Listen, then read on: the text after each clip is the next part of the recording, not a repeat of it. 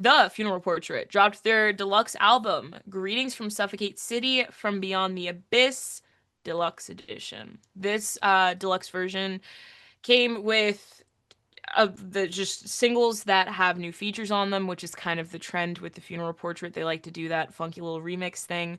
It came with a couple like live tracks, a demo, And some new um, songs.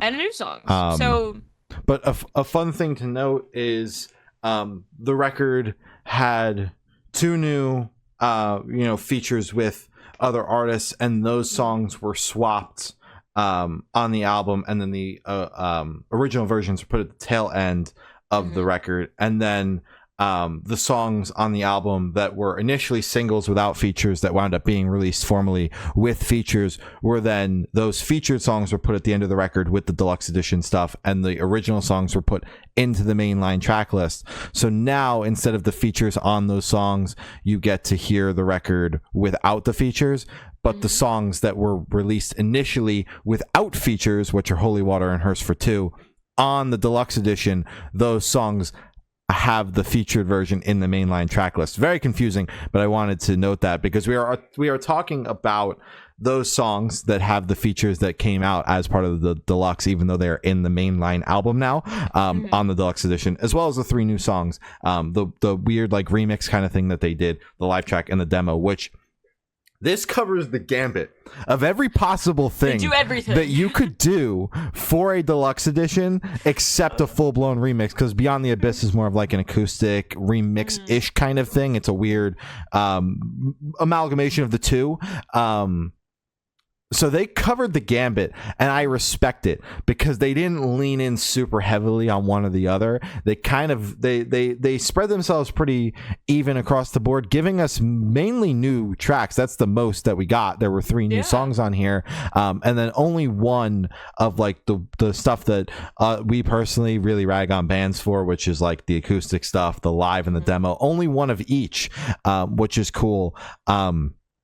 I really like Holy Water with Ivan from Five Finger Death Punch. I think he fits the vibe of that song very well. Yeah. And I like, I like some Five Finger Death Punch songs. I like their older records, and the newer stuff has been hit or miss, but I do really think that Ivan as a vocalist is really strong, and he fits the vibe of this very well.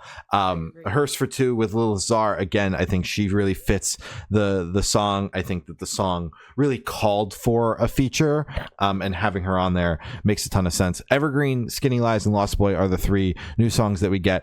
I really like these. And I'm honestly shocked that they're B-sides, because I think that they are stronger than some of the songs that actually made the record. Mainly Evergreen and Skinny Lies. Like Skinny Lies, let's talk about it. Are like, it's genuinely kind of the way I've wanted the band to sound. These songs are accomplishing. And I'm blown the fuck away, honestly. I really like these songs, and and it bums me out that they're B-sides, because I don't see the band wanting to pursue this direction if they didn't make them songs on the main record. But I really like this direction for the band that's in these few songs. They obviously still kind of fit the vibe of Greetings from Suffocate City. They're not totally out of left field, but just the way that Lee is delivering his vocals in particular is kind of the way that I'd like to see more of. And I really like those songs. The Stay Weird, Beyond the Abyss, acoustic-ish, remix-ish kind of thing, I thought it was cool. I didn't really think it changed the song all that much, because the song was already on the slower side, so it was just kind of a wash for me. I don't hate it though. The Suffocate City live track, you're able to hear the crowd, which is dope. It adds a little bit extra to it. Suffocate City live is always one of my favorite songs when I get to see them perform live. When I see them, that's one of my favorite songs to see them play. So getting a live version of that is super cool. They didn't overdo it with the amount of live songs that we get. So I'm very happy that they picked that song and left it at that. And then the Alien demo was cool to hear as well. Very, very well produced demo. So they could have told me that it was the Alien and they just slapped it on there. Like, I know that song is obviously on the record, but they could have told me that that's the song, and I would have been like, Yeah, I don't know the difference. There's obviously a difference. It sounds good to me, but it's very produced, and I like that. It didn't have like that very much demo feel. You could tell it was in its infancy stages, but nothing super crazy, not bad production or anything like that. Another deluxe edition where if you want to cover the gambit, this is the way to do it. They did it all. They did it correctly. I respect it. The only thing is I did have to sit in front of my computer to figure out which songs were new and were going to be on the playlist and which songs weren't because of the way it was all track listed out. Oh, yeah, it was all shuffled together, yeah. This wasn't added to the playlist until I was finally home on Sunday night because I had to get in front of my computer and look at the fucking streams to know which songs had to go on the playlist. Because I opened it on my phone when I was putting the playlist together and I'm like, oh my fucking god! I just made a note. I'm like, I'll come back to this one. Fuck that. Yeah. Revisit that shit. Yeah. Come back again. No, I thought this deluxe version was incredible. So the Funeral Portrait, I think, is one of those bands where it's like I really enjoy seeing them live. I think they make incredible music. It's just like whenever they release, that's when I kind of, get into them and listen to them. But apart from that, it's just kind of like I see them float around in the ether and I'm like, hell yeah, that's dope. They're fucking crushing it. They're playing Warped Tour. I think in Florida. I think they're playing the Florida date, maybe LA. I don't know. So congratulations. That's fucking huge for them. I really enjoyed the 3 new tracks. My personal favorite, you kind of covered everything. Content-wise and thoughts-wise on this, so kind of ditto to everything you said. But Skinny Lies is my personal favorite off of the 3. I think the breakdown that it has, the riffs are chunky and heavy, and I love it.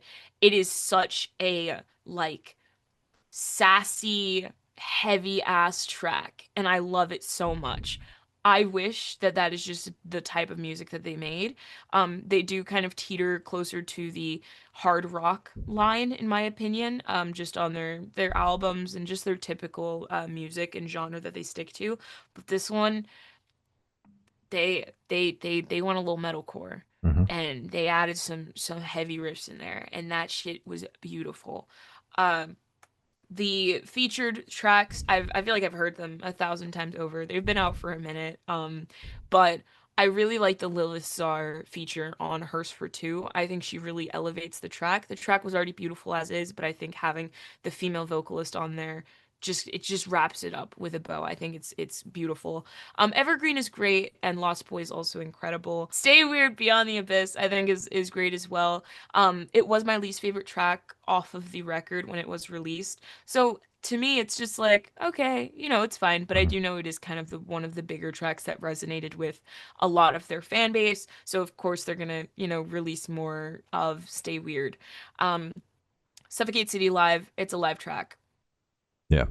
Cool. Hell yeah. And then the Alien demo is a demo, as you said, very well produced. Wouldn't be able to tell you, like, if I hadn't heard the published and official version of Alien, I wouldn't have been able to tell that it was a demo. So that says a lot about their process and production and stages. So I think that's really cool to kind of get a sneak peek of, damn, their demos sound like that? Yeah. Holy shit. That's just awesome.